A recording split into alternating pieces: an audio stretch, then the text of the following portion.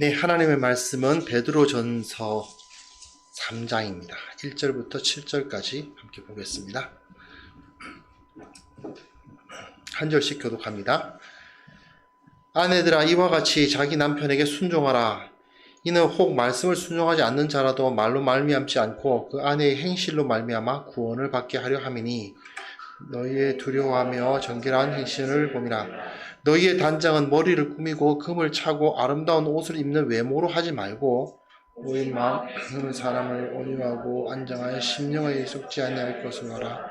이는 하나님 앞에 값지하시니, 전에 하나님께 소망을 두었던 거룩한 부녀들도 이와 같이 자기 남편에게 순종함으로 자기를 단장하였나니, 살아가 사람을 주라 칭하며 순응한 것 같이 너희는 선을 행하고 아무 두려운 일에도 놀라지 아니하면 그의 딸이 된 것 같이 했습니다. 남편들아, 이와 같이 지식을 따라 너희 아내와 동거하고 그를 더 연약한 그릇이요 또 생명의 은혜를 함께 이어받을 자로 알아 귀히 여기라. 이는 너희 기도가 막히지 아니하게 하려 함이라. 아멘. 오늘 제 말씀의 제목이 신앙의 모험을 선택하랍니다. 근데 본문을 읽어보면 이게 무슨 신앙의 모험을 선택하라는 말인가 하는 생각이 드실 수도 있을 것 같습니다. 제가 베드로전서를 지난 10월달 11월 1일까지 말씀을 전했는데 그 내용을 다시 한번 좀 떠올려 보셨으면 좋겠어요. 한 달이 지났기 때문에 잠깐 베드로전서의 배경을 떠올리는 시간을 다시 한번 기억하는 시간을 가졌으면 합니다. 아나톨리아 반도, 지금의 터키 지역에 큰 핍박이 일어났습니다. 그 핍박이 어떤 것이었는지 우린 정확하게는 알 수 없습니다. 정말 사람을 죽이는 수준의 강력한 핍박이었는가, 아니면 어쩌면 그냥 무시하고 비난하고 조롱을 당하는 그런 핍박이었는지 우리는 정확하게 알 수는 없습니다. 그러나 분명한 것은 그 지역에 수많은 그리스도인들이 살고 있었고, 그 그리스도인들은 차별 대우를 당하고 있었고 어려움을 당하고 있었습니다. 어쩌면 지금 우리가 경험하고 있는 핍박과 크게 다르지 않을 수도 있습니다. 물론 지금은 물리적인 공격은 없지만 사실은 많은 사회적인 조롱과 손가락질을 실제로는 경험하시는 분들이 있으실 것입니다. 물론 자신이 거주하고 있는 곳에 따라서 느끼는 바가 다 다르실 거예요. 좀 기독교인들이 많은 그런 곳에서는 그렇게까지 별로 차별 대우를 당한다는 것을 느낀 적이 없다 하시는 분이 계실 것이고, 또는 이곳에서는, 어떤 곳에서는 내가 어디 가서 예수 믿는다는 말을 할 수가 없다, 이런 말을 하시는 분도 있을 것입니다. 비슷하게 이 지역에서 사회적으로 그 온 땅이 교회를 그렇게 호의적으로 보지 않았다는 것은 분명합니다. 그런 상황에서 우리는 지난주 설교에서 베드로는 이제 답을 제시를 하고 있는데요. 베드로전서 2장 13절에서부터 25절까지 내용으로 제가 말씀을 전했습니다만은, 한마디로 말해서 인간의 모든 제도를 순종하라. 특히 사환들, 그 당시에 있는 그 종들에게 권면을 하고 있죠. 억울한 일을 당해도, 너희 주인으로부터 억울한 일을 당해도 그것을 참고 인내하라, 그렇게 이야기합니다. 아니, 무슨 이것이 대단한 참 너무 오용 아닌가, 권세 앞에 굴복하라는 이야기냐, 그런 생각이 들 수 있지만 베드로는 예수님을 생각해 보라고 이야기하죠. 예수님께서 자기보다 강해 보이고 힘있어 보이는 대제사장에게 그냥 잡혀서 억울하게 죽으신 것 같지만, 그러나 그것이 예수 그리스도께서 원하셨던 그 십자가의 길을 묵묵히 걸어가심으로 말미암아 최종 승리를 얻으신 것이 아니냐. 다른 사람들이 보기에는 낮아지고 패하는 것처럼 보일 수 있으나 오히려 그 가운데에서 자신이 맡았던 그 위치, 종으로서의 위치를 충실히 감당함으로 말미암아 도리어 십자가의 승리, 패하고 약해지고 자기 자신을 낮추는 자와 같지만 그러나 그것을 통해서 오히려 승리하는 역사가 경험되는 것을 볼 수 있다고 말합니다. 사실은 베드로는 이러한 상황, 교회가 사회로부터 핍박을 받고 교회가 사회로부터 손가락질을 당할 때 이 문제를 해결할 수 있는 해결책의 그 힘은, 해결할 수 있는 것의 열쇠는 높은 사람, 힘 있는 사람, 귀족들에게 있다고 보지 않았던 것입니다. 물론 그 교회에서도 부자들이 있었을 것입니다. 물론 그 교회에서도 귀인들이 있었어요. 하지만 베드로가 볼 때 이 교회가 이 사회로부터 이기기 위해서 하나님의 권세가 이 땅 가운데 나타나고 정말 그리스도인들이 세상으로부터 인정을 받게 하는 데에는 교회에 속한 소수의 귀족들이나 돈 있는 사람들이나 유명한 사람들에게 소망을 걸 수 없다는 것을 알고 있었던 것입니다. 그래서 첫 번째 이제 권면은 11월 1일인데, 이제 저번 달에 제가 말씀드렸는데 사환들, 사실 종들이죠. 그 사회에 가장 낮은 위치에 있었던 사람들을 권면하는 겁니다. 너희들이 억울한 일을 당하더라도 그 가운데에서 항변하고 싸우고 반란을 일으키는 것이 아니라 도리어 까다로운 주인임에도 불구하고 그들에게 선하게 대하고 그들 가운데서 진정 예수 믿는 종들은 참 뭔가 다르구나 하는 생각이 드는 그러한 삶을 살아감으로 말미암아 예수 그리스도의 향기를 드러내고 그것이 곧 승리가 된다라고 권면했던 것과 이어서 오늘은 아내들에게 이야기를 하고 있는 것입니다. 이 당시의 결혼을 지금 우리가 21세기에 경험하는 결혼과 같은 것으로 생각하면 이 본문이 제대로 해석되지 않습니다. 사실 이 당시에는 여성들의 인권은 최하층, 거의 종들과 그다지 다르지 않았습니다. 결혼을 했을 때에 남편과 아내의 관계가 지금처럼 동등하거나 서로 간에 사랑을 해서 이제 온전히 사랑하고 좋아하기 때문에 함께 사는 관계라고 보기가 어려운 것이죠. 사실은 남자들의 강력한 힘에 여자들이 팔려가거나 또는 두 강한 집안들이 서로 이제 결탁을 하기 위해서 서로의 힘을 모으기 위해서 네 딸을 주고 네 아들을 주고 이런 식으로 모아서 동맹을 맺는 도구가 되거나 또는 가난한 자들이 자기 딸을 부자에게 파는 그런 형태가 실제로는 거의 대부분의 결혼 관계였다는 것을 우리가 이해를 할 필요가 있습니다. 특히 여기서 아내들아 라고 이야기했을 때 이 아내들의 대부분은 어떤 여성들이었을까요? 네, 남편들에게 의해서 거의 생사여탈권이 남편에게 달려있다시피 한 아내들인 것입니다. 그런 현상 가운데에서 베드로는 이 땅에 예수 그리스도의 영광을 나타내는 그 힘은 강한 자, 높은 자, 남편들에게 있는 것이 아니고 낮은 자, 힘없는 자, 아내들에게 있다는 사실을 알고 있었기 때문에 아내들에게 권면을 하는 거예요. 그런데 똑같은 이야기를 합니다. 자기 남편에게 순종하라. 이는 혹 말씀을 순종하지 않는 자라도, 이게 중요하죠. 당시 여인들이 그저 남자와 여자가 서로 좋아해서 결혼하는 정말 소수의, 그들은 정말 복된 사람들일 거예요. 정말 복받은 사람들이에요. 그냥 연애를 해가지고, 물론 없었던 건 아닙니다. 로마 시대에 그런 사람들이 없었던 건 아니지만 그야말로 복받은 사람들이에요. 그냥 서로 좋아해서 결혼한 사람들은. 그게 아니죠. 어릴 시절에 10대 소녀 때 거의 팔려온 거 아닙니까? 그 집안에. 그런 상황에서 남편을 만났는데 그 남편은 하나님의 말씀에 순종하는 자가 아닙니다. 자, 이런 상황이 벌어졌을 때에 어떡합니까? 믿음 생활을 해 나가는 것이 너무너무 어렵죠. 그전에는 그래도 좀 이쁨을 받아서 믿음 생활 한다고 하면 주일날 이제 교회에 가겠다 그러면은 그래 갔다 와라 이랬던 남편이 갑자기 핍박이 일어나고 교회에 대한 분위기가 나빠지면 어떻게 되겠습니까? 네, 왜 그런데 나가느냐고 말하면은 꼼짝 못하고 못 나가는 겁니다.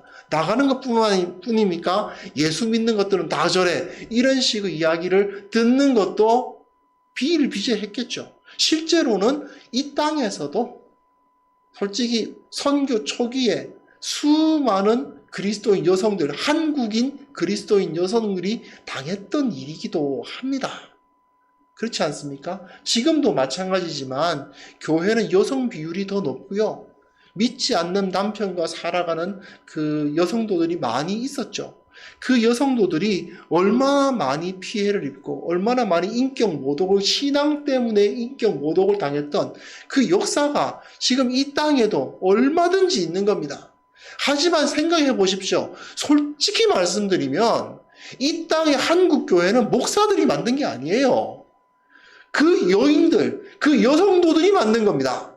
목사들은 그냥 앞에 나가서 소리를 질렀을 뿐이지 결국 진짜 이 땅에 복음의 씨앗을 뿌리고 그곳에 뿌리가 내리도록 만든 것은 그 여성도들에 의해서 만들어진 거예요. 지금 베드로는 그것을 알고 있어요. 이 땅의 소망은 귀족들이 아니다. 이 땅의 소망은 그 아내들이다. 그 믿지 않는 남편들에 의해서 핍박을 당하고 억울한 일을 당하고 고통스러운 일을 당하지만 그럼에도 불구하고 그 가운데서 그 아내가 바른 행실을 유지해 나가고 있을 때에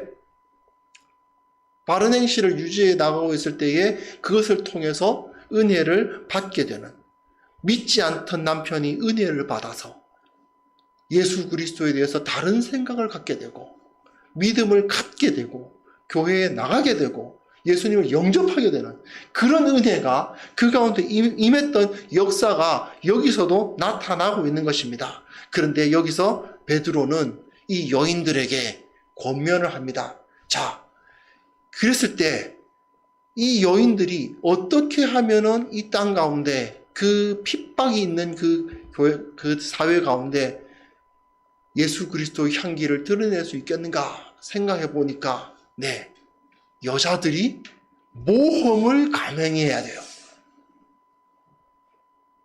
모험을 감행해야 됩니다. 어떤 모험을 감행해야 되느냐? 3절에 있는 본문입니다. 너희의 단장은 머리를 꾸미고 금을 차고 아름다운 옷을 입는 외모로 해서는 안 된다라는 것이죠. 이게 뭐 어때서 라고 생각하실지 모르지만 이 당시의 여인들의 입장을 생각해 보면 이건 정말 모험을 거는 겁니다. 왜냐하면 사실 이 당시 여인들이 그 집안에서 나름대로 남편으로부터 지지를 받게 되는 힘은 성적 매력이에요. 이성으로서의 매력입니다. 그게 있어야 되는 거죠. 일부 다처제가 존재할 수 있는 것이 무엇입니까? 결국 이 여자로서 끌리는 게 있어야 되는 거예요. 그러지 않으면 자기가 그 집안에서 살아남을 수가 없어요. 자꾸 그러다가 첩도 들어오고 둘째 부인도 들어오고 종들하고 눈 맞고 이런 남자들이 수도 없는 그런 사회 아닙니까? 사실 우리나라에서도 마찬가지입니다. 사실 첩 문제가 있잖아요. 1960년대, 1970년대만 해도 첩이 있는 남자들이 사실은 많이 있었습니다. 이 땅에. 지금은 워낙에 많이 없어졌지만, 그러나, 그 고대, 특히 그 가부장적인 남자들이 권세가 센 그 사회에서는 언제나 있었던 일들인 거죠. 그 상황에서 여인들은 남편의 사랑을 잃게 되면 바로 뒷방 늙은이로 취급을 당하거나 그 정도면 다행이죠. 그래도 차라리 그냥 뒷방 늙은이 취급당하는 것 정도면 그래도 살아는 남아있을 수 있으니까 다행인데 그 정도가 아닌 거죠. 쫓겨나거나 완전히 살 수가 없는 상황으로 내몰릴 수도 있는 겁니다.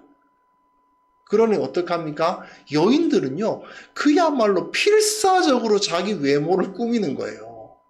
향수가 발전하고 각종 목욕용품이 발전하고 그리고 머리카락에 장식을 발전하고 어떻게든 자기가 남편의 눈에 들어야 한다는 생각이 있기 때문에 최선을 다할 수밖에 없는 거. 그러다 보니 로마 시대의 여러 가지 장신구 같은 것을 살펴보면 굉장히 발달되어 있고 거기 소위 말하는 여러 가지 화장 기술도 별의별 게 많았던 것을 이제 볼 수 있습니다. 자, 그런데 베드로는 지금 그거 하지 말라고 이야기하는 겁니다. 아니, 남편이 나를 안 예쁘게 보면 어떡하라고? 남편이 나보다 저 여자애를 더 좋아하게 되면 어떡하라고? 예, 이건 정말 그 여인들에게선 생존이 걸린 문제예요. 결코 이것을 좌시할 수가 없는 것입니다. 그런데도 불구하고 베드로는 그렇지 않다. 너희가 외모를 단장하는 것으로 우리는 이 세상 그 남편에게 나아가는 것은 승리할 수 있는 길이 아니라는 것입니다. 오히려 마음에 이 숨은 사람, 온유하고 안정한 심령이 썩지 아니할 것, 진정한 그 사랑과 온유함과 그 깊은 마음의 감화 감동으로서 남편에게 나아가는 것을 말하는 것이죠. 이게 굉장히 놀라운 일입니다. 베드로는 당시에 수많은 여인들이 다 어떻게든 남편에게 예쁘게 보이기 위해서 최선을 다하던 그 여인들의 모습을 보면서 그 외모를 꾸미는 것으로 과연 너희들이 거기서 이 가정을 변화시킬 수 있을 것이라고 생각하느냐? 사실은 그것은 안 된다. 사실 그렇죠. 안 되죠. 어쩔 수 없지 않습니까? 아무리 그런 이런 농담 비슷한 말씀은 사실 뭐 20대 젊은이들이나 사람들이 모여있을 때 하면 잘 통하긴 하는데 어차피 젊은 애들이 이깁니다. 그렇죠? 아무리 예쁘게 꾸며봤자 어차피 젊은 애들이 이겨요. 방법이 없습니다. 베드로도 그걸 알고 있어요. 근데 그 당시에는 그것밖에 없다고 생각하고 거기에 막 올인을 하는 거니까. 근데 그것이 어리석은 짓이라는 것을 알고 있었던 것입니다. 그러므로 어떻게 해야 된다고요? 예. 마음에 있는 것. 내면을 감동시키는 방법으로 남편을 대하고 그것이야말로 진정한 매력이고 그것이야말로 진정한 사랑스러움이 될 수 있다는 것을 바라보라는 것이죠. 그러면서 이제 5절에 보시면 전에 하나님께 소망을 두었던 거룩한 부녀들도 이와 같이 자기 남편에게 순종함으로 자신을 단장하였다. 자기 남편에게 순종함이야말로 사랑하고 순종하고 그 마음속에 온유하고 정말 그 여인을 대하였을 때 그 남편이 진정한 인격자를 대하고 있다는 느낌을 받게 될 때에 그 남편들은 오히려 겉모습의 아름다움에 끌려서가 아니라 그 내면의 아름다움에 끌려서 그 아내를 사랑하게 되고 결국 그 아내에 의해서 그 남편이 변화되는 역사가 일어난다는 것입니다. 그 여인들에게서는요, 사실 이건 굉장한 모험이 될 수 있어요. 왜냐? 첫 번째로 주위에서 다들 여인들이 외모 꾸미는데 현안이 되어 있는데 나만 그렇게 하지 않겠다고 말하기가 쉽지 않죠. 또 한 가지는 무엇입니까? 이런 깊은 내면의 그 성숙을 이루기 위해서는 당시 여인들이 정말 오히려 더 많은 노력을 필요로 했을 것입니다. 교육 수준이 남자들만큼 높지 않아요. 여인들은. 남자들만큼 많은 교양을 쌓을 수 있을 만한 어떤 기회가 많지 않아요. 그 상황에서 이 여인들은 더 열심히 말씀이 무엇라고 말하고 있는가를 알아야만 됐을 것이고요. 그리고 어떻게 하면 저 사람들에게 예수 그리스도의 모습으로 다가갈 수 있을 것인가를 자기가 훈련해야만 됐을 것이고요. 그리고 자신의 본래적 심성, 자신의 약점도 있잖아요. 예를 들어서 마음이 너무 연약하다든가, 어떤 것에 어떤 공격을 당했을 때 굉장히 강하게 반응한다든가, 그런 모습들을 자기가 누르러가는, 좀 마음의 인격적인 수양을 하는 것이 사실은 쉬운 일이 아닙니다. 그러나 베드로는 그 일을 감당하라고, 그렇게 했을 때 진정 세상을 변화시킬 수 있고 그 가정을 구원할 수 있다고 말하고 있는 것이죠. 그러면서 제시하는 사람이 누구냐면요, 사라예요. 사라. 당시 사라 6절에 보시면 사라가 아브라함을 주라 칭하며 순종한 것 같이 이라고 이야기하죠. 사라 어째 좀 안 맞는다 싶은 생각이 드는데 왜 사라일까? 어떻게 왜냐면 어차피 아브라함은 하나님 잘 믿던 사람이고 사라도 하나님 오히려 신앙은 아브라함이 사라보다 더 좋았잖아요. 그런데 이 비유가 잘 안 맞는다 하는 생각이 들죠. 근데 굳이 사라를 드는 이유가 있습니다. 왜 그랬을까요? 나이가 많았잖아요. 사라가 과연 예뻤을까요? 그 100세 가까운 아내가? 그럼에도 불구하고 이 베드로는 봐라. 외모가 남편의 사랑을 받게 하는 도구가 되는 것이 아니고 하나님의 말씀을 온전히 순종하고 그 남편을 주라고 순종하면서 아무 두려운 일에도 놀라지 아니한다. 선을 행하고 아무 두려운 일에도 놀라지 않음으로 말미암아. 글쎄요. 창세기를 살펴보면 조금 베드로가 약간 말씀을 왜곡한 것 같은데 하는 생각이 들 때가 있습니다. 왜냐하면 사라가 사실은 안 믿었거든요. 내가 무슨 아이를 낳을까 이렇게 생각을 했고, 그리고 자기가 아이를 못 낳으니까 저기 하갈 데려가서 이게 아이 낳으라고 막 시키고 그랬던 걸 보면 분명히 사라도 온전하지 않았지만 이 베드로가 볼 때에 사라가 세상적 방법, 자기 여종 하갈 데려다가 이렇게 남편에게 줌으로써 남편의 사랑을 받을 수 있었을까? 아니잖아요. 오히려 신앙적인 모험을 감행함으로 말미암아 100세 된 남편에게서 90세 된 내가 아이를 낳을 수 있을 것이라는 믿음을 가짐으로 말미암아 말씀을 믿음으로 말미암아 그는 복을 얻을 수 있었던 것입니다. 그리고 그 가정을 세울 수 있었어요. 지금 베드로는 이 이야기를 사라의 모습을 보면서 이 이야기를 하는 것이죠. 세상을 진정으로 바꾸어 나가는 것이 뭐라고 생각하느냐? 남편에게서 정말 사랑을 받는 것이 무엇이라고 생각하느냐? 너의 입지를 굳히는 것이 무엇이라고 생각하느냐? 너의 외모를 꾸미는 데 있는 것이 아니다. 저 세상 사람들이 하는 대로 세상 사람들이 가지는 것을 너희가 갖는 것이 너희들의 방식이 아니다.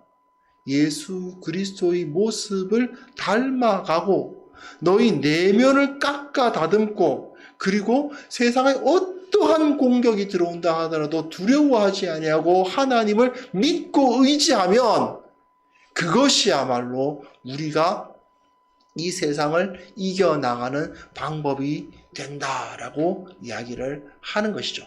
이것이 바로 베드로가 말하고 있는 세상의 핍박으로부터 이겨나가는 길입니다. 7절에 남편들에 대해서 한 절 딱 이야기하고 있어요.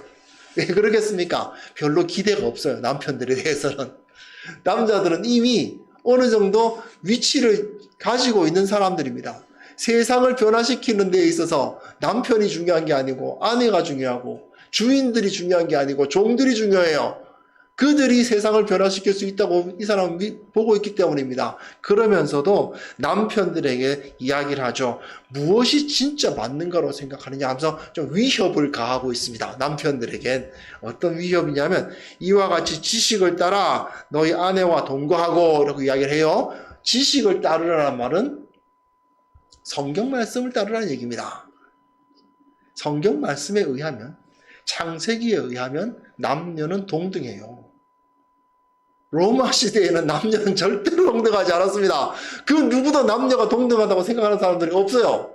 그런데 지식을 따르면 하나님의 말씀에 따르면 하나님께서는 남자와 여자를 하나님의 형상으로 창조하셨기 때문에 그들은 동등합니다. 그러니까 너희들은 어떻게 해야 되느냐? 남녀를 동등하게 바라보라 하고 이야기를 하죠. 예, 남자들이 이러한 행위를 하면 벌써 세상을 많이 바꿀 수가 있는 것입니다.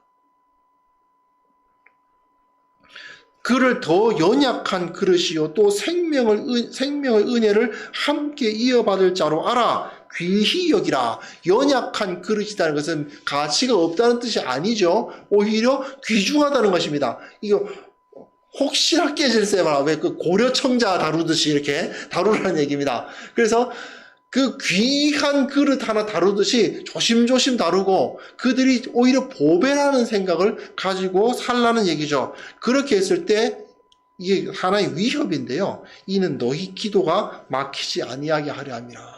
이게 무슨 소리냐면요. 만약에 너희가 너희 아내를 그런 식으로 세상 사람들이 대하듯이 대하면 기도가 막힐 것이다. 이게 무슨 소리일까요? 하나님이 너희들 기도 안 들어주신다. 그런 말입니다.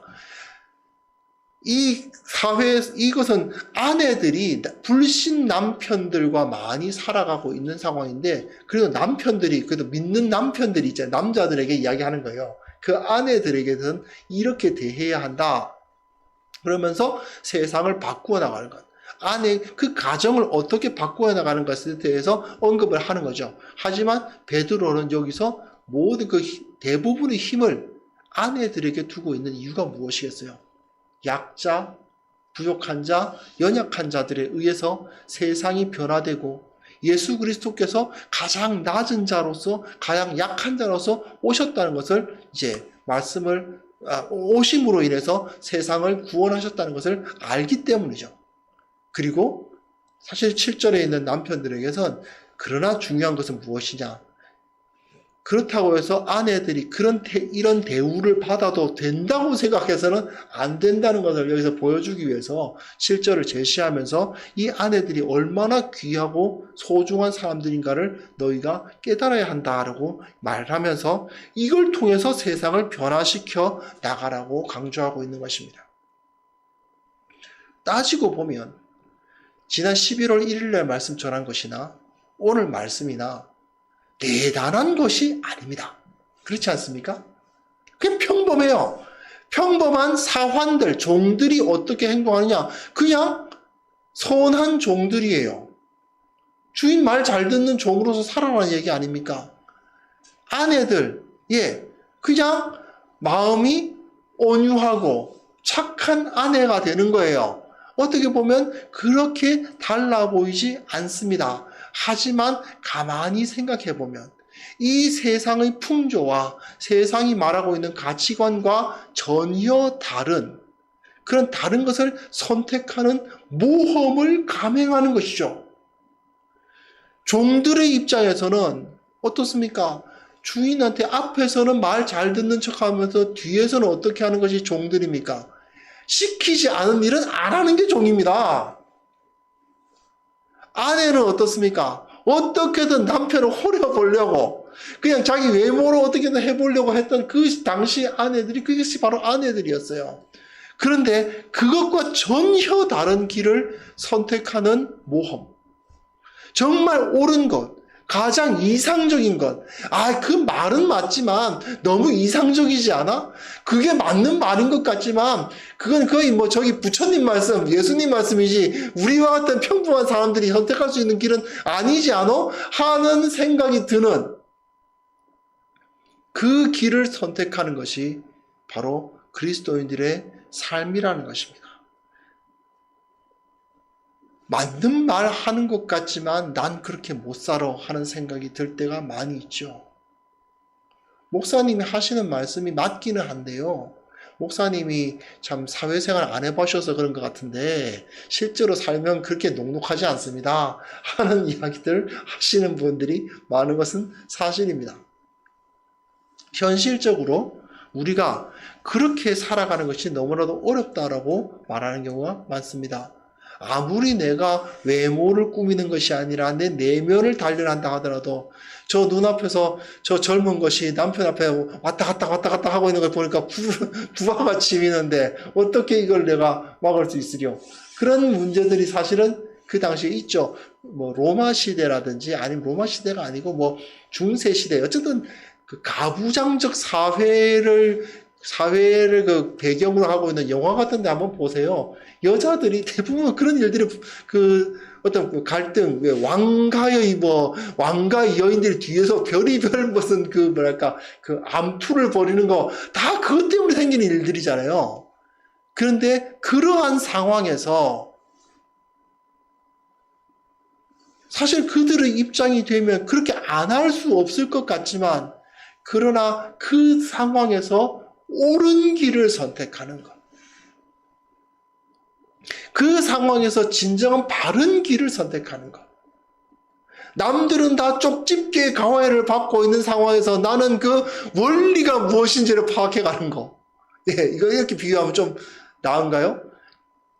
요즘 그 수능 시험이 지나가는데 수능에서 이런 문제 나온다고 하더라. 그래서 소위 말하는 그 유형별로 다 해가지고 어떤 문제가 나오면 답은 이거야라는 식으로 배우는, 다들 그런 배우고 있는 상황에서 원리가 무엇인가 그걸 따지고 있는 그런 길을 찾는 것과 같은 그런 삶을 살아가는 것.